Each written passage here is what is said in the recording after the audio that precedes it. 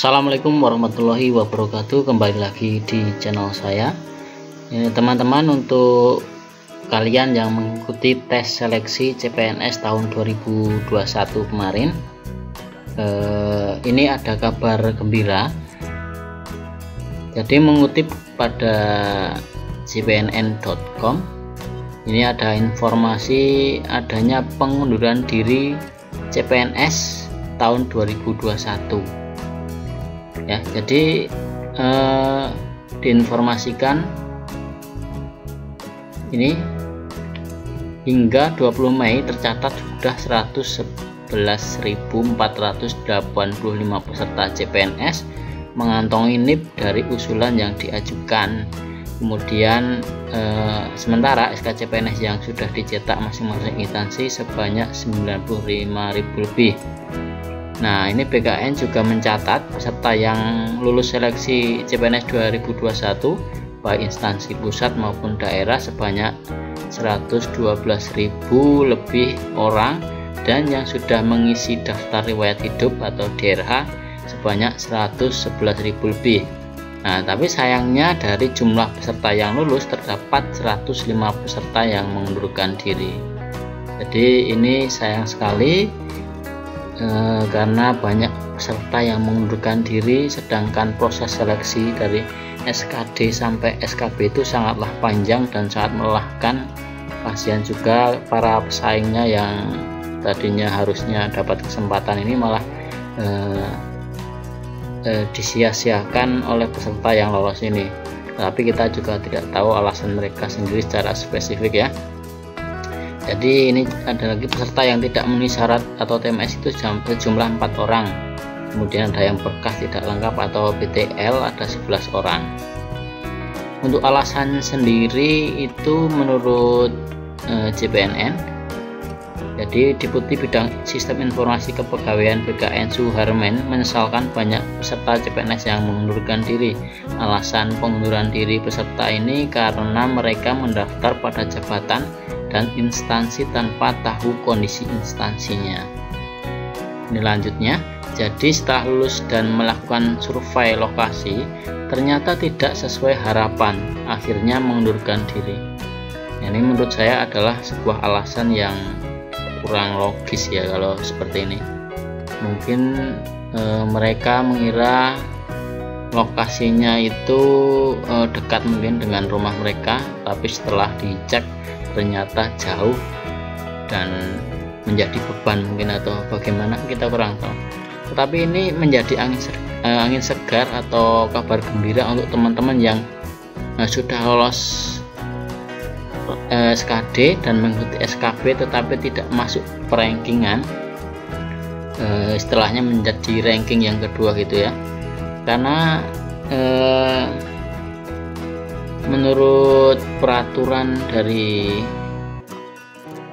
PAN RB tahun nomor 27 tahun 2021, ini adalah dasar tentang pengadaan PNS pada tahun 2021 kemarin.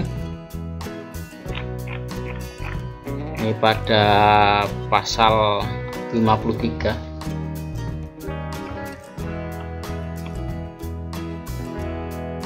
Nah, ini dalam hal pelamar sudah dinyatakan lulus oleh PPK tetapi di kemudian hari mengundurkan diri, dianggap mengundurkan diri, kemudian ada terbukti kualifikasi pendidikan yang tidak sesuai, tidak memenuhi syarat lainnya atau meninggal dunia, PPK harus mengumumkan pembatalan kelulusan yang bersangkutan. Kemudian pada poin yang kedua, PPK dapat mengusulkan pergantian pelamar. Nah, ini yang penting. Jadi nanti dari panitia harus mengusulkan penggantian pelamar kepada ketua Panselnas untuk mendapatkan pengganti dengan melampirkan surat pengunduran diri yang bersangkutan ya, kemudian surat keterangan dianggap mengundurkan diri dari PPK, atau surat keterangan meninggal dunia dari kepala kelurahan, desa atau kecamatan. Nah, berdasarkan usulan dari PPK sebagaimana dimaksud pada ayat 2, Ketua Panselnas memberikan usulan nama pelamar pengganti dari peringkat tertinggi di bawah pelamar. Jadi untuk teman-teman yang ranking 2 gitu istilahnya, ini nantinya akan diusulkan sebagai pengganti CPNS yang mengundurkan diri. Kemudian dalam hal tidak ada pelamar pengganti ya, misalkan cuman ada satu formasi, kemudian yang mengikuti hanya satu orang, kemudian tidak ada penggantinya. Ini nanti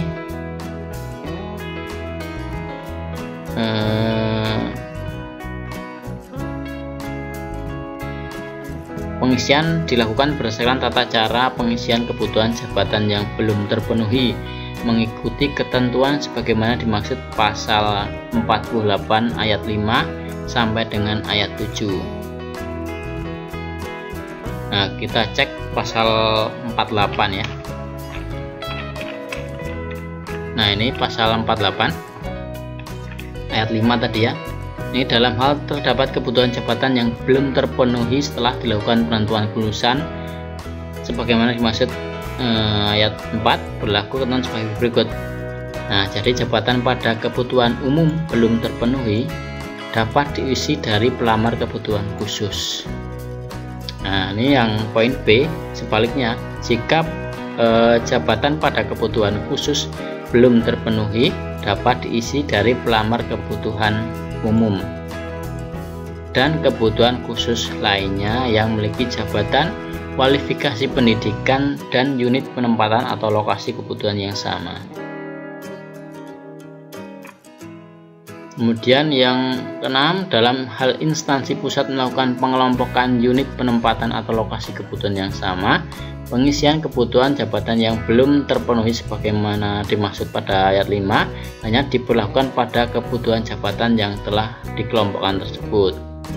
Ayat 7, dalam hal instansi daerah telah melakukan ketentuan sebagaimana dimaksud pada ayat 5, masih terdapat kebutuhan yang tidak terpenuhi dapat diisi dari pelamar pada kebutuhan umum dan kebutuhan khusus lainnya yang memiliki jabatan dan kualifikasi pendidikan yang sama dari unit penempatan lokasi kebutuhan berbeda serta memenuhi nilai ambang batas SKD kebutuhan umum dan berperingkat terbaik. Nah, jika tadi untuk pengganti dari CPNS yang mengundurkan diri, jika pada instansinya itu tidak ada penggantinya atau tidak ada ranking keduanya, maka itu bisa diambilkan dari kebutuhan formasi khusus atau kebutuhan formasi umum.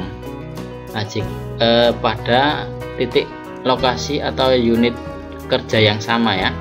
Nah, tetapi jika pada unit itu juga masih belum ada penggantinya juga, itu bisa diambilkan dari unit penempatan atau lokasi kebutuhan yang berbeda serta memenuhi nilai ambang batas SKD dan SKB tentunya ya.